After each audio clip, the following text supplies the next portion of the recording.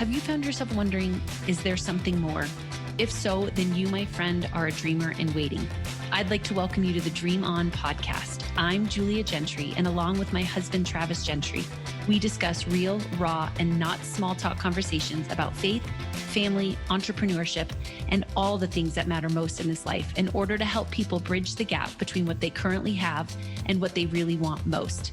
Join us as we give you insights, tools, and strategy to chase every dream that's on the inside of you. But be forewarned, this podcast is not for the faint of heart, but rather those of heart. This is the Dream On podcast. Here we are in Austin, Tennessee. Start that over. We're not in Tennessee. Let me do it. Here we are in Austin, Texas, and we're at Fuse co-working space. Thank God for this place. Yes, it's been amazing to have a place to go and work with quiet and just a separation with the kids while they play and for us to get some stuff done. I wish I could just put this place in my back pocket and take it with us everywhere we go. We can, or we can just stay here and then we have it in our back pocket. But we wouldn't do that. Well, we had that. We went to Phoenix too. We had that place. So anyway, today on the Dream On podcast, we're going to talk about avoidance. And not just avoidance, we're going to talk about the pain of avoidance, which I love that combo of words, because here's what immediately is going to happen for people. We all avoid at some level. And so the minute you hear we're going to talk about avoidance, you're like, oh, shoot.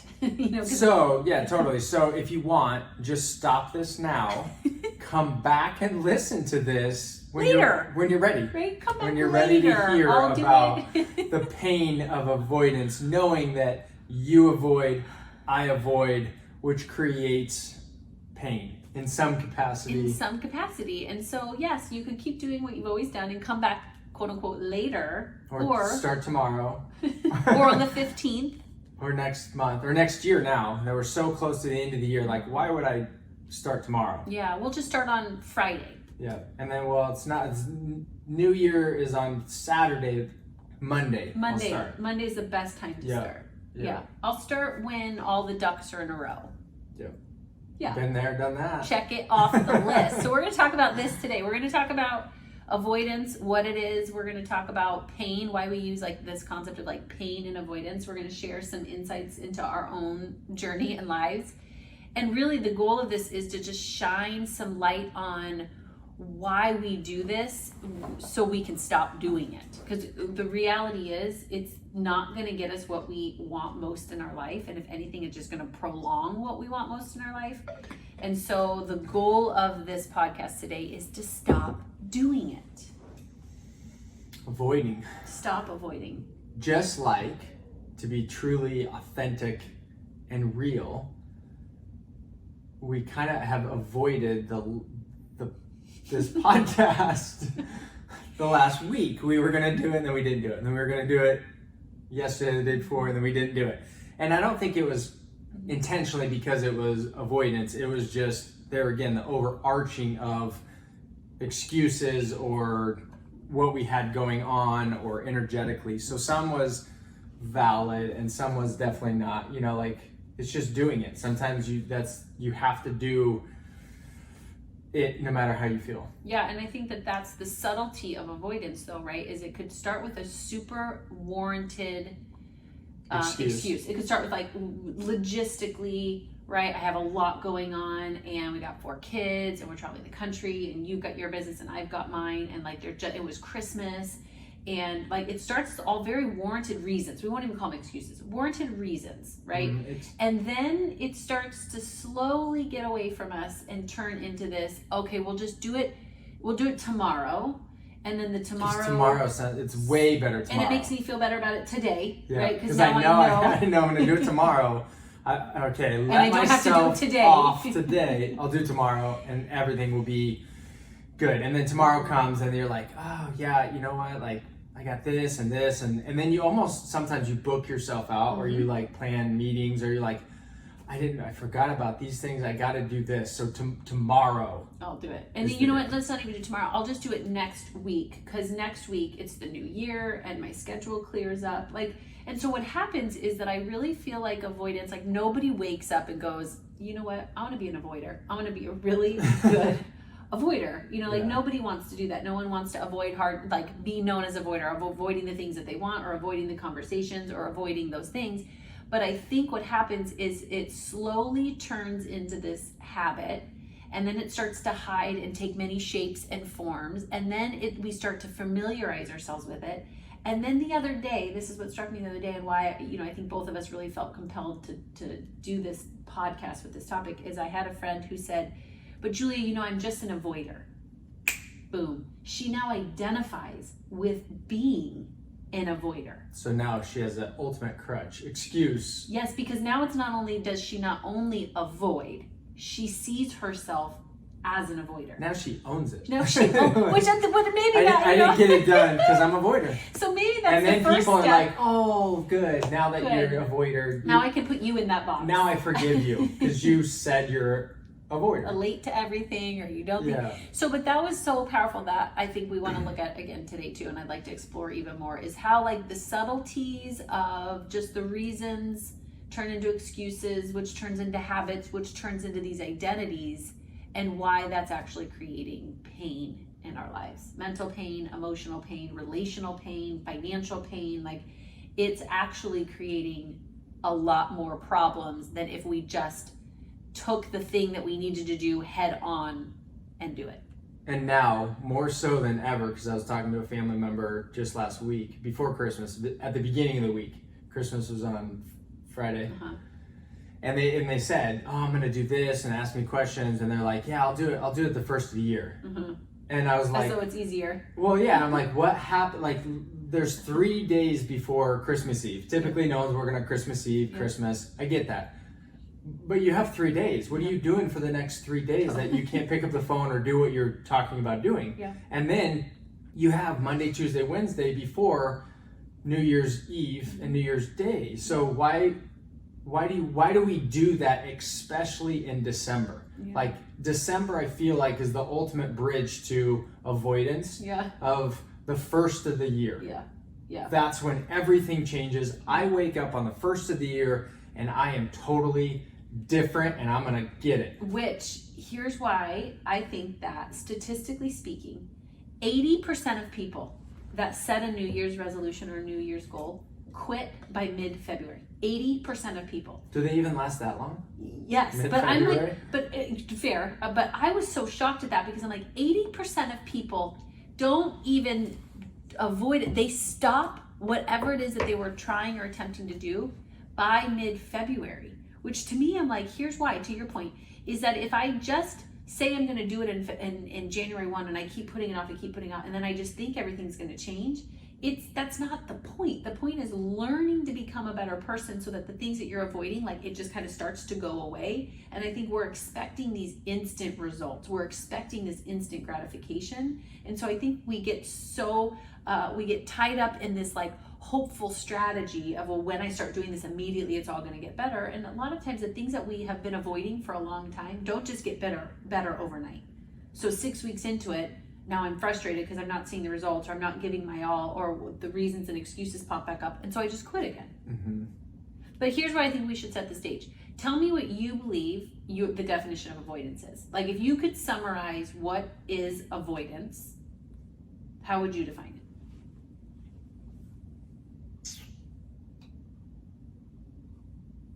My definition of avoidance, I mean, it's cliche and, putting off today, for tomorrow, what could happen today. Mm-hmm.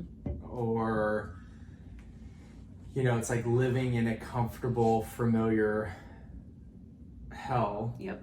As opposed to unfamiliar heaven. Yep. Because then it makes you feel, sometimes can make you feel valued, or you have something to do. Yeah. Or you're always chasing something, almost like a dog on a track that's chasing a rabbit. Yep. That will never catch it, but it makes you feel important because you're doing something. Because it's out there. You're It's never out accomplishing it, but it's out there. Yeah. Oh, interesting. And so you're always running towards this thing, feeling like you're getting. So you almost just keep something delaying it for the sake of feeling better about yourself. It can be, Like depending you keep pushing on. it out and pushing it out and pushing it because you're like, I'll get it and I'm going to do it and I'll do it later. It can be, yeah. I think there's a few different lanes that it could be for, and it has been for me in my life. Mm-hmm. Some makes me feel like, okay, I feel important because I have to do this. I don't like doing it, so I put it off. As opposed to systematizing it and letting someone else do it. Totally. Thinking I'm the only one that can do it. Yep. And then I was just thinking about this before we started the podcast, and I think for me, one of the biggest things is not feeling, especially with pursuing what I am currently, and taking it to a different level and pushing my limits, which we've found, I think both of our limits in capacity to a certain level, is just not feeling adequate or feeling, stupid. Yeah, interesting. Yeah. So you avoid it. I don't want to feel stupid. Yes. I know I have to go through this. Yes. I just don't want to because I know I'm going to have to feel, I'm going to make myself feel. No one can make me feel a certain way. I have to walk through the feelings. Yeah, I'm going to make myself, to strengthen that, to understand it means nothing about me, and to get better at what I'm trying to do. Okay, so this to me, because when I've been putting my thought around, like, okay, if I could summarize what avoidance actually is, I think that the definition of it would be just prolonging the inevitable, right? Prolonging the pain. And I think what happens is, and why we start doing it, is that we actually start to believe the stories in our head more than just the actual reality of living our lives. What do you mean by that? So to your point, I'll put off to tomorrow having a hard conversation because I feel stupid in having the conversation. I'm going to be stupid, or they're going to be mad, and so I'll just do it tomorrow. I'm believing the story about that conversation more than just getting into the conversation and trusting that we're going to figure it out.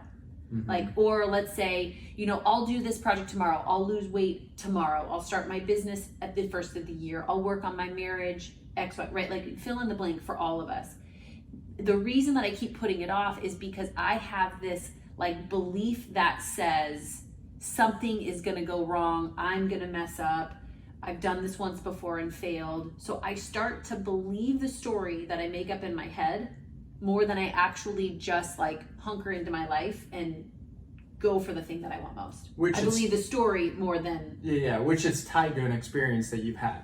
So then totally. You have the interpretation, and so then you, with a hard conversation, because I do that too, it's based off of my past experience of having a hard conversation, I felt this way. Yep. So now I know if I'm going to have this hard conversation, it's going to energetically make me feel a certain way. Totally, which is hysterical because now what we're doing is we're bringing our past and we're throwing it into our future.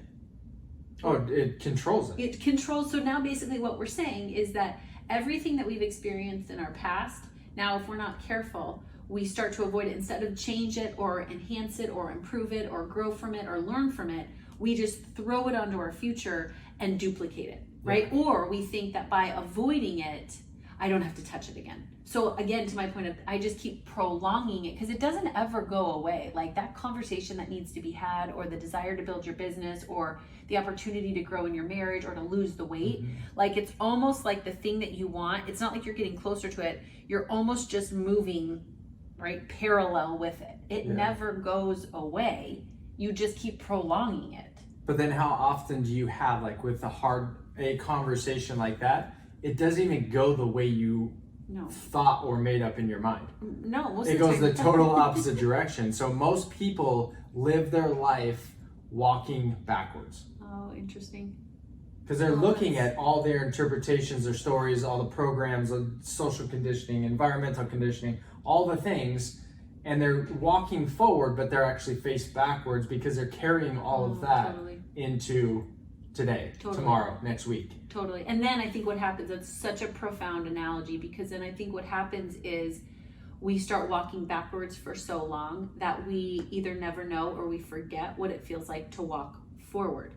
Right? It's almost kind of like once you and I stopped drinking, once we started doing intermittent fasting, once we started, you start to do the things that you finally want to do and you're like, this is amazing. Like, I feel amazing. I'm clear. Like, why did I not do this before? What was I thinking? Well, I was so used to, right, a hangover. I was so used to kind of just feeling blah all day long. I was so used to it that it had become so normal to me that I didn't even realize I was, to your point, walking backwards in my life. The other analogy I like too is like living from the rear view mirror. Yeah.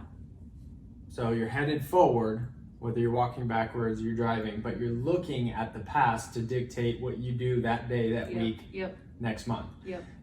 Internalizing it, bringing that story into whatever it is you're trying to, and then you crossbreed them too. Yeah, totally. So if it happened in business or it happened in personal with a friend or your spouse, you take that into a totally different context of conversation or situation. And then you come up, what was it called? You morph it into something and you create this like story based off of those experiences, which then dictates you from procrastinating and not moving forward, as opposed to like, I have no idea. It's having that like childlike faith and like the joy of like, I have no idea, like watching our kids. They jump off of something, they have no idea. I could potentially see the outcome. But living that life of like, I have nothing tied to it, and this situation, this conversation, this business venture, this relationship that we're in, I've never experienced it before.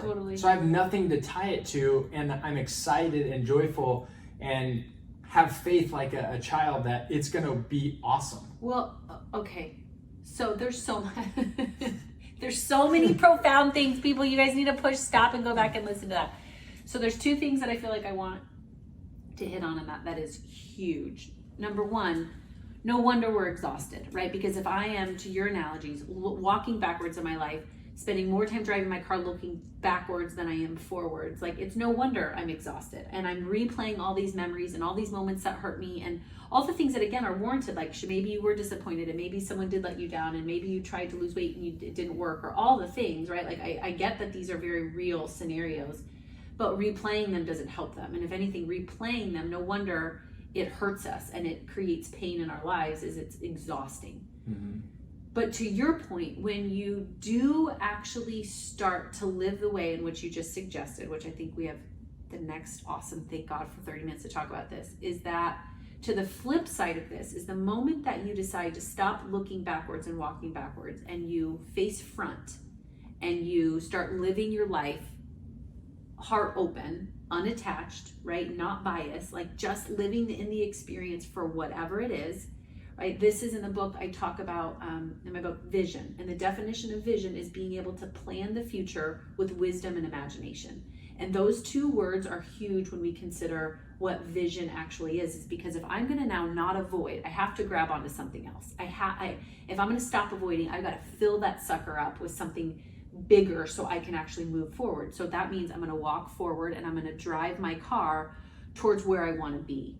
And vision is all about imagination and wisdom. So wisdom is not taking a biased approach and an attached approach to your life. Wisdom, which in the Bible it says wisdom comes from God, is unattached, it's unbiased, right? Like, it is totally free. Like, this is the definition of freedom. We think freedom is just about having more money or just an overflow of all the things, but you and I both know so many people that have an overflow of things and they're not free. No. Freedom comes from living your life unattached and unbiased and like fully experiencing it, knowing that God's got your back, that you trust yourself, that you trust the flow of life, right? That in every moment you're given everything you need, no matter how hard or good it is. Like, that is the definition of freedom. Yeah.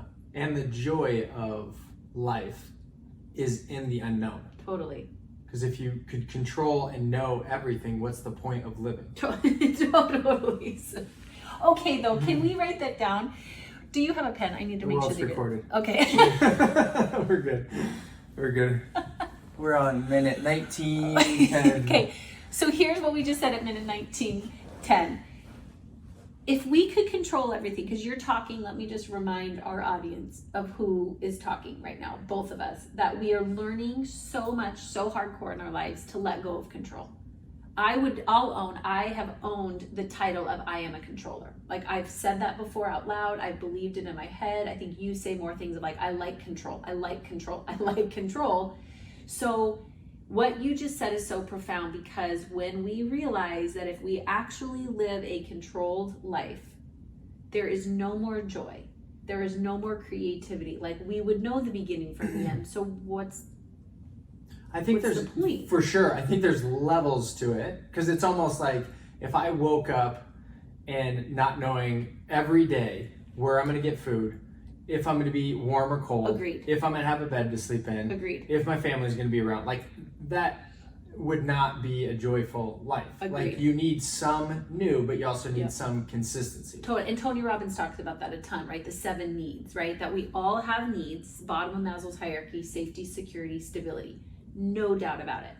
No doubt about it. So some of what we're talking about right now is a little bit more of this day-to-day functionality of avoidance, right? Of the things that we know we need to do, the things that we know that we have the answers to, right? Having more passion in your marriage, or starting that business, or chasing the desires of your heart, or losing the weight, right? You can Google how to do any of those things, be presented with pages upon pages of answers. So it's not that we don't have the answers, it's, are we willing to do those things to get what we want, right? Or am I just going to prolong the pain? Am I just going to prolong the inevitable? And as you say this, I think, and I know I have been in this place where recreating how you did think, how you did live, and recreating a new identity can be one of the scariest like experiences of life, especially if you don't have friends and family that are in line with who you now want to be, whether it's turning your life over to God, whether it's stop drinking, whether it's quitting my job and starting this new business that I have a passion for.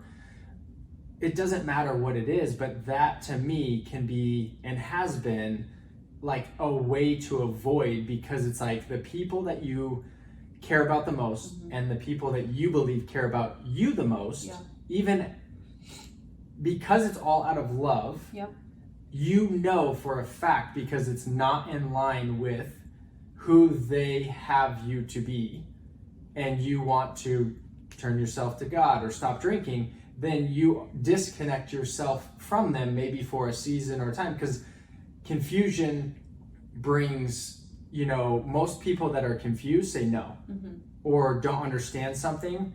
They kind of go to the opposite, as opposed to seeking to understand. They kind of judge what it may be.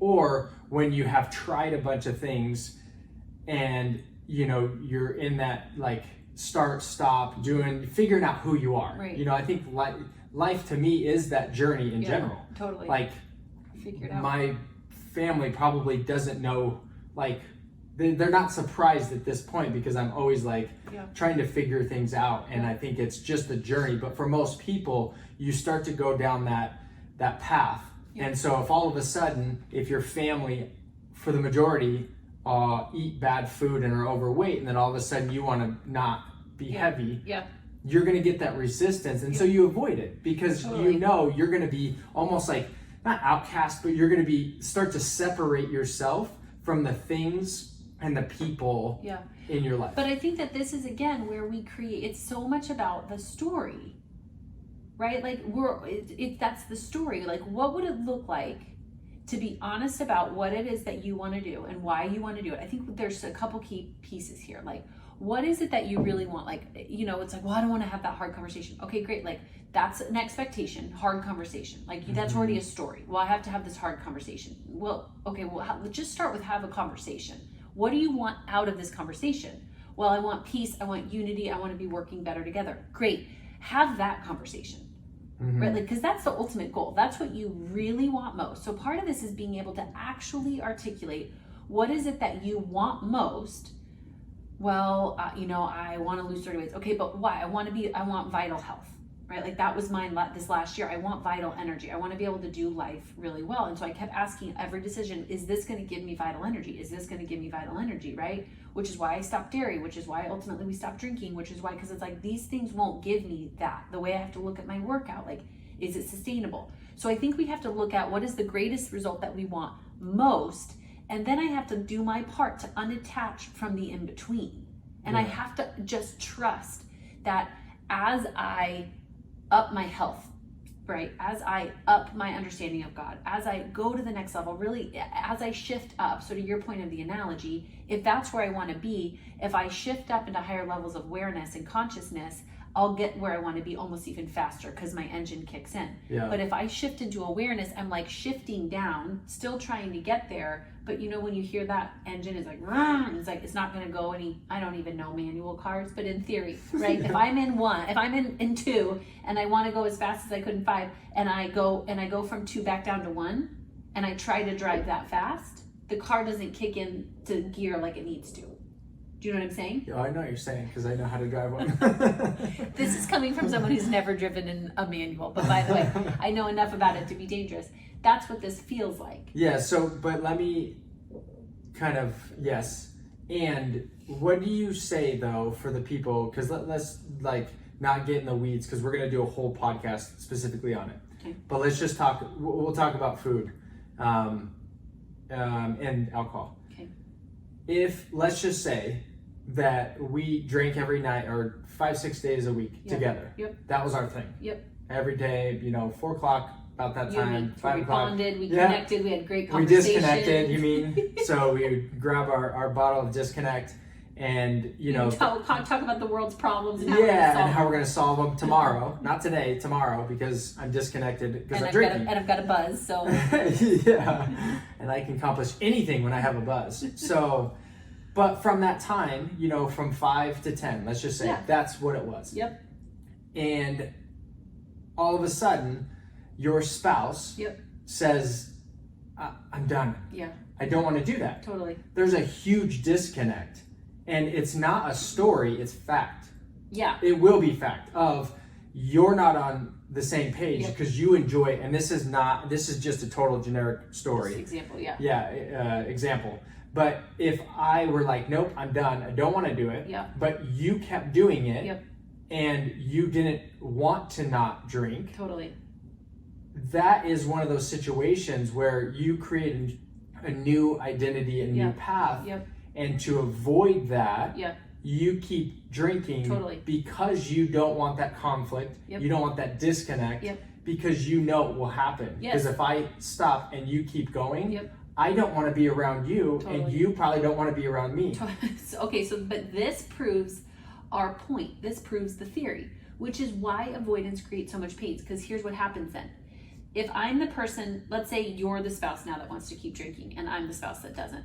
But then I keep drinking to be quote unquote connected to you, even though we know that is not a form of connection. Now I'm out of alignment, which means I'm creating even more pain, which means the resentment and the anger and the frustration and the stuck is only building within me, right? Which is now creating even more pain for me. It's going to ultimately create more pain for both of us. Because I'm living a lie. Because now I know what I want. Now it's different, right? Ignorance is bliss for you. You don't know that you want to make a change as a drinker. I do. Ignorance isn't bliss for me anymore, right? This is like, and this is why I think that there is a level of understanding how much you let yourself go down the path of a decision. Because if you remember years ago, I'm gonna bring this back. We sat down with the owner of Justin's Nut Butter, right? And do you remember when he said, had I known how hard this journey would have been, I would have never done it. Mm-hmm. But I'm glad I did, right? Because even though now we know that he sold his company for $200 million, what it took to get there and the struggle and the problems and the issues and the people and the capital is really challenging. So if on day one I decide I have to stop drinking because I'm out of alignment and this is not what I want and all the things, and then if I start to go down that bunny trail of all the hard things, all the good things, but all the hard things, I'll stop. This is why I'll just avoid because it's quote unquote easier today. this is where I think avoidance is such a subtle little thing, is because now what we start to do is I settle for my short-term gratification and I actually hurt my long-term joy. Because at least I don't have to have this conversation today. At least I don't have to stop drinking today. At least I don't have to worry about losing the weight today. And I can put off all that supposed hard. But then all I'm doing is I'm creating more pain along the way to something that's still inevitable. Yeah. But I think, and that's exactly what we've seen in, you know, people's life where they keep doing the same thing. Or, you know, it could be food. I want to start eating good. You don't want to eat good. I want to go to church. You don't want to go to church. I want to quit my job because I hate what I'm doing, but the career that I want to do makes half the amount. So we have to totally change our lifestyle. I want to move. You don't want to move. You know, like those things. So what would you say for the people that are listening when you run into that, especially with a spouse or friends and family that you're deep rooted with, but knowing your heart and the desires and who you want to become is different than who you were? So I think that there's a couple of steps that I've seen, and I think to all of us, like what I'm about to say, I'm going to make it sound really simple, but I'm going to preface it with like, it's simple, stupid, hard. So I still have new things that I'm having to look like. Avoidance, this concept of avoidance doesn't just go away because you have that one hard conversation and then whoo, okay, I'm in the clear, I don't have to do that again. Like you talk about, it's just ongoing.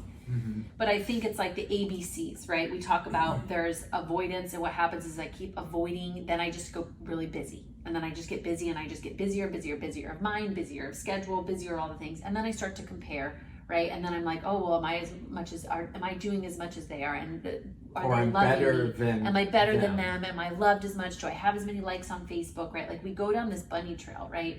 So first things first is we have to recognize that in order to shift out of avoidance, I have to shift into awareness. Like I have to do this, like a higher level of awareness and consciousness that goes, this is what I want. This is good for my life. It's good for my faith. It's good for my family, my career. Like this is ultimately what I really want.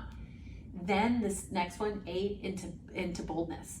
And if you remember a couple podcasts ago, boldness is just, it says by definition, it's just the willingness to go. Boldness isn't this like stoic, look at me, I'm the strongest person on the planet, I am bold. No, boldness is just willingness.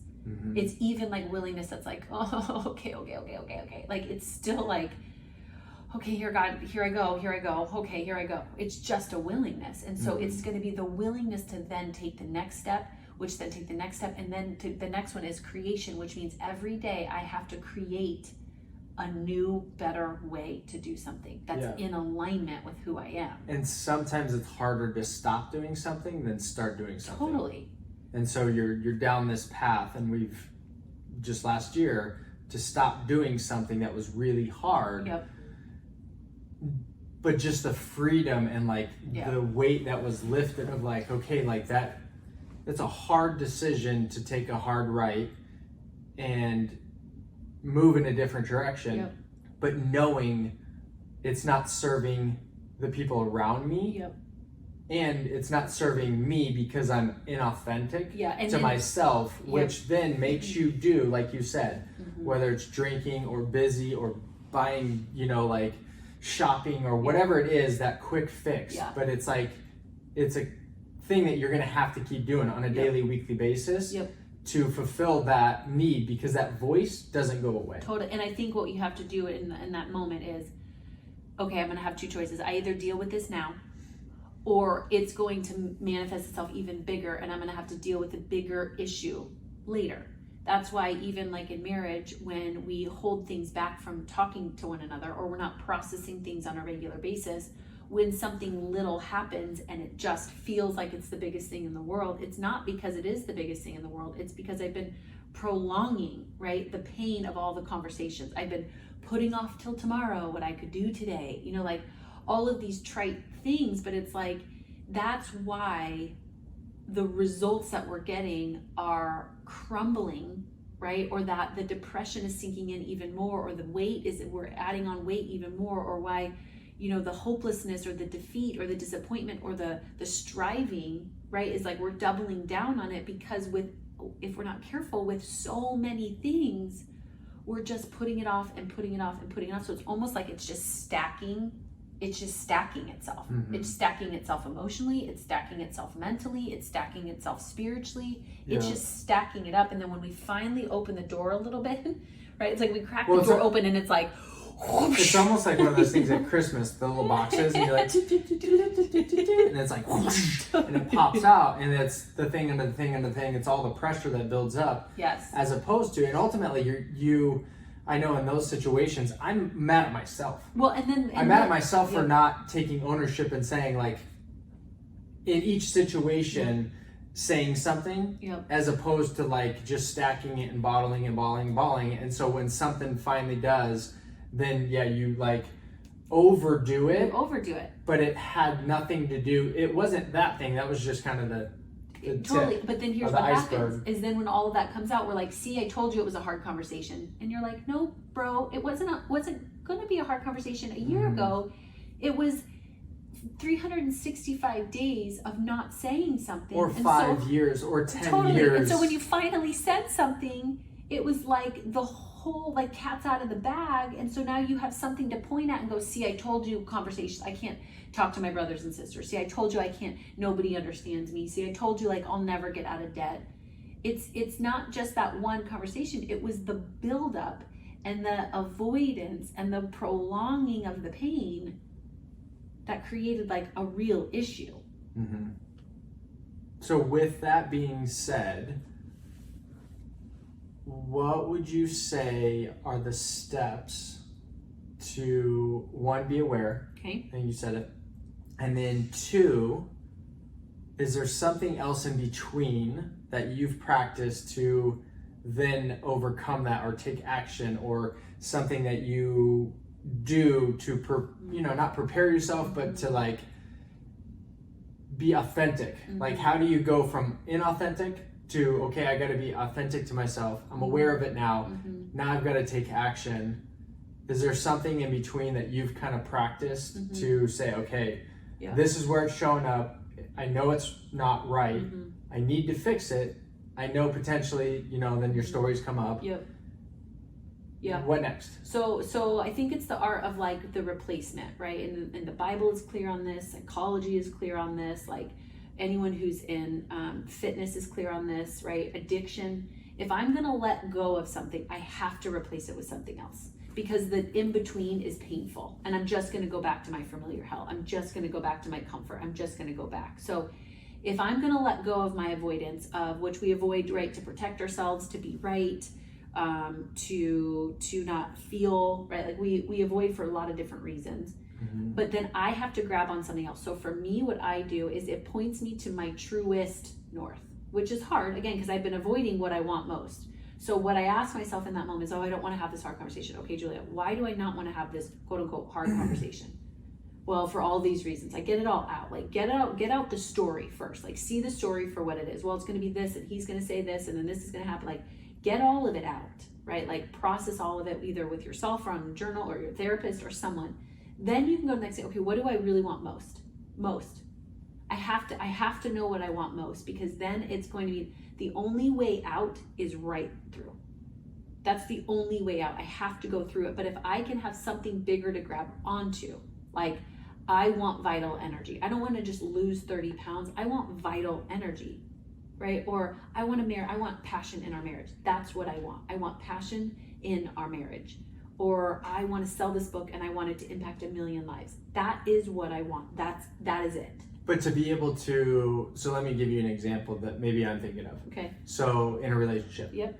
One of the things that we've adopted is, if we're feeling a certain way, knowing that the conversation could be, uncomfortable or, get mad. 1 is not attacking. Yeah. 2 is saying, hey, this is how it makes me feel. Yep. Another way is, are you open for feedback? Yeah. To position and prepare the other person. Yep.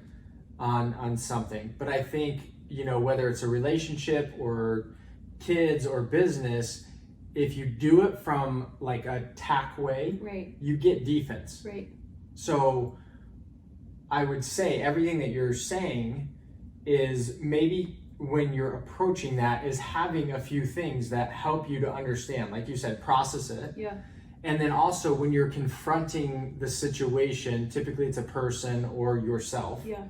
Have grace on yourself Yep. and mercy. And then also when you're talking to someone else, don't attack them, because most of the time it has nothing to do with them. It has to do with you. Totally. Well, I think that, I don't think that this is for me, when I consider this topic right now, this is not avoidance with any external factors. This is just the avoidance of the things that you need to do, because the only person you can control is you, right? One of my favorite quotes says that the 3 things that we can control are the thoughts that we think, the emotions that we feel, and the actions that we take. Those are the only things that we can control. So the rest is not my responsibility. And so for me, the prompting of avoidance has to start with me. So my prompt, so you were saying those cues for other people, like here, when we've learned, that's like the next level, right? This is just like getting me to stop avoiding. How I'm gonna now interact with you is a totally different kind of a conversation. So the prompts that I give myself are as simple as, am I avoiding right now? Yes or no, right? It's almost like those diagrams. Yes, I am.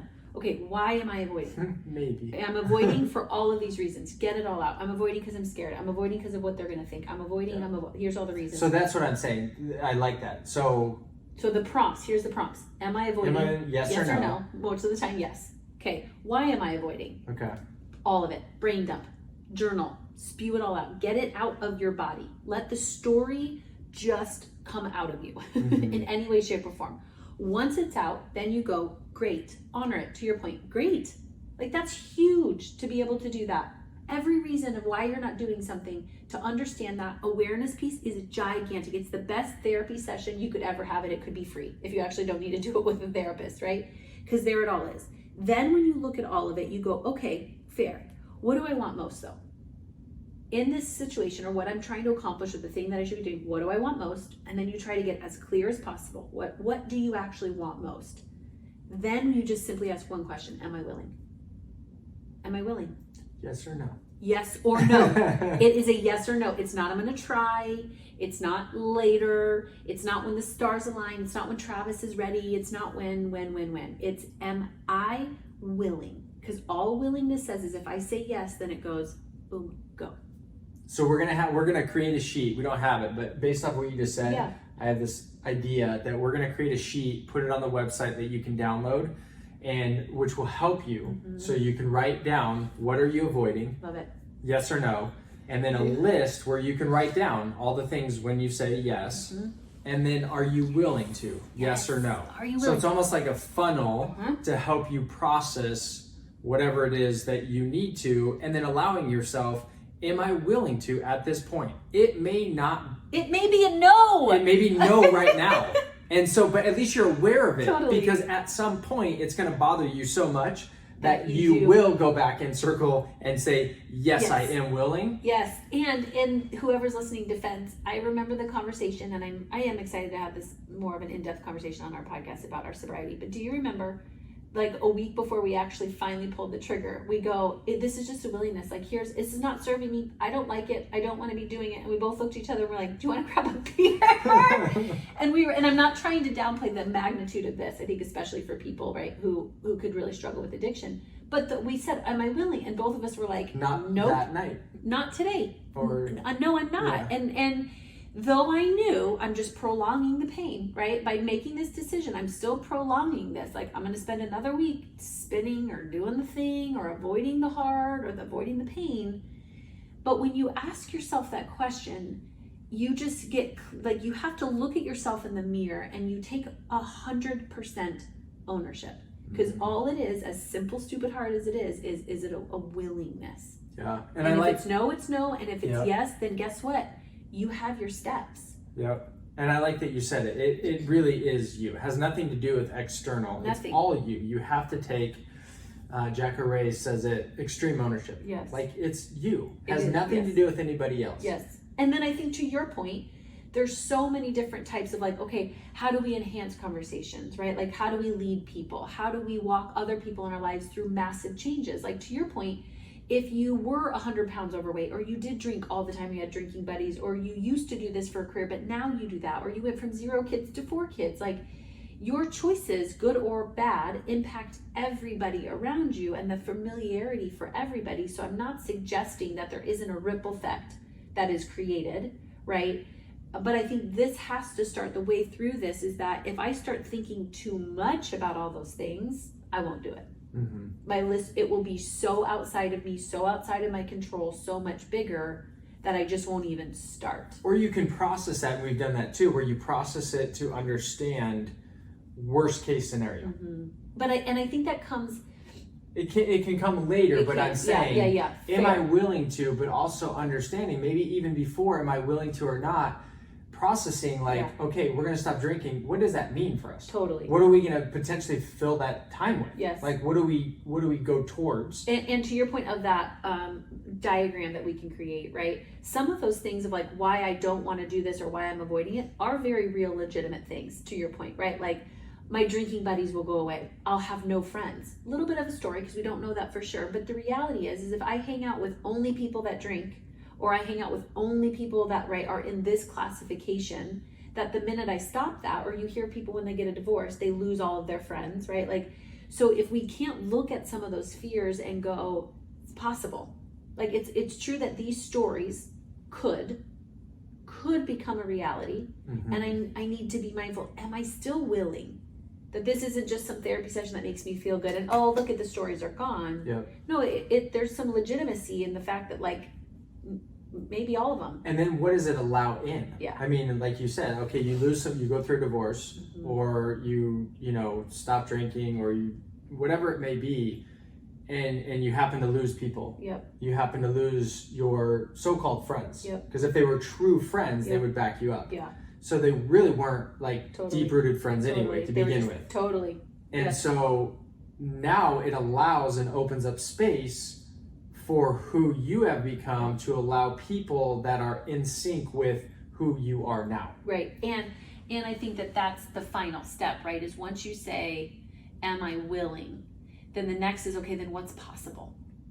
Right? Like, what's possible? When you say I'm willing to go for the thing that I want most. I'm willing to go for this in my marriage. I'm willing to go for this in my career. What's possible? Well, what's possible is I actually have passion in my marriage. I actually come alive again. I actually feel vibrant. I actually make more money, right? Then you create this vision of like, okay, I'm going to take all of these fears that could actually be very true. Like some of these could really manifest themselves. Yeah. But you keep looking up at, but here's what's possible. If I stick with my willingness and I stick with staying sober, if I stick with building this business, if I stick with it, here's what's possible. And that, I want that more than I want that. Totally. The line in Step Brothers comes to my mind. You're like, you don't do the same things. You shouldn't be. And there are some people that do, and they probably run in the same circle and hang out, together from middle school to high school to college, still doing and talking about the same things. Mm-hmm.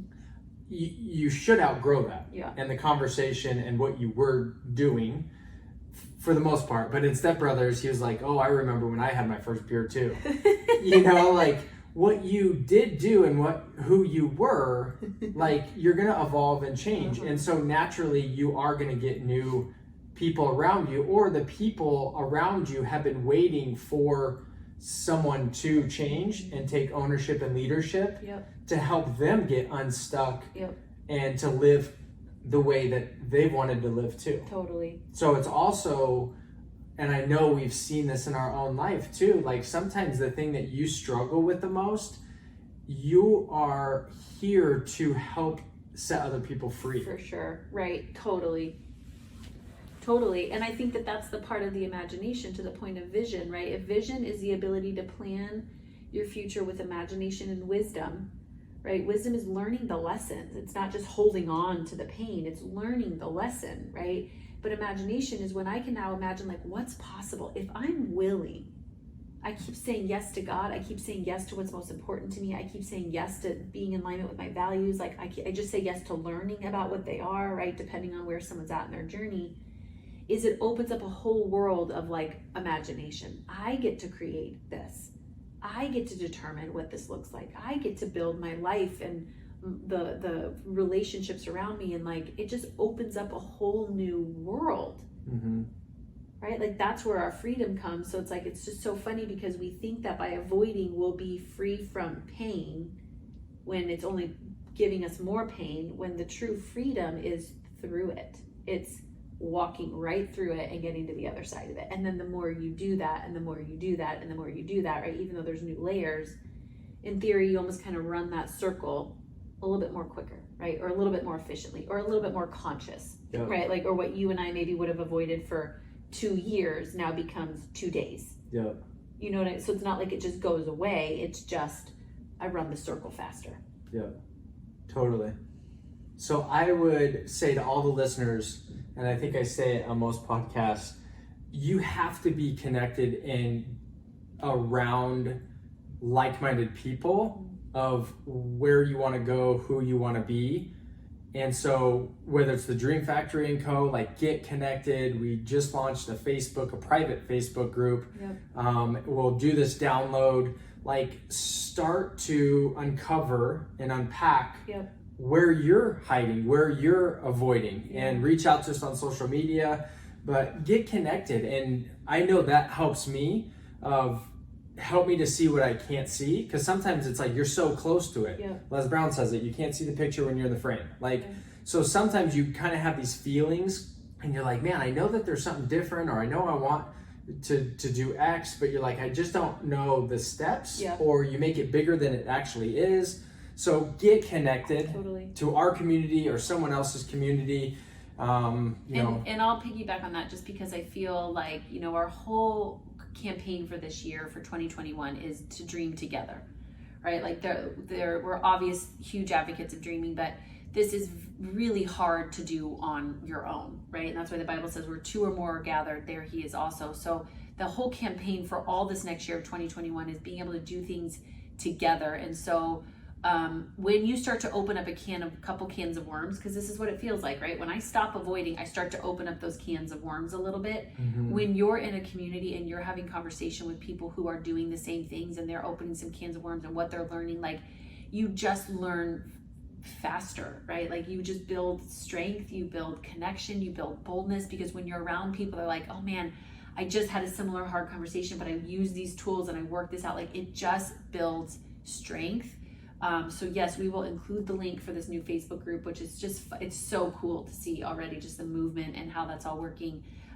But follow us for 2021 and this whole campaign of actually what it looks like to dream together. Because it's just not fun to do by yourself. There's no way around it. And we're not intended or meant to live, we're whether it's business or relationships, like we're meant to be in communities. And so get connected. Mm-hmm. Please reach out, get connected, follow our journey, kind of what we're doing, and be interactive. You get out what you put in. Mm-hmm. And so be someone that is also giving and serving, because I guarantee you have something that someone else is waiting for. Yeah. So in this, what we would say is, run your circle, right? Like I know, don't this whole concept of what we just walked you through of like stop avoiding. It's only bringing more pain. It's only prolonging, right? The inevitable. Like it's not getting you any closer to where you want to be. And so the definition of insanity is doing the same thing, expecting a different result. So here we are today, giving you insight into how to stop doing that. Good work. Join us next time on the Dream On podcast. On behalf of both of us, thank you for listening to another episode of Dream On. Don't forget to visit our website, The Dream Factory & Co., for all the show notes and other tools and resources to get you unstuck, clear, and helping you reprogram your thoughts and beliefs so that you can live out your dreams with a community that supports and challenges you. Until next time, dream on.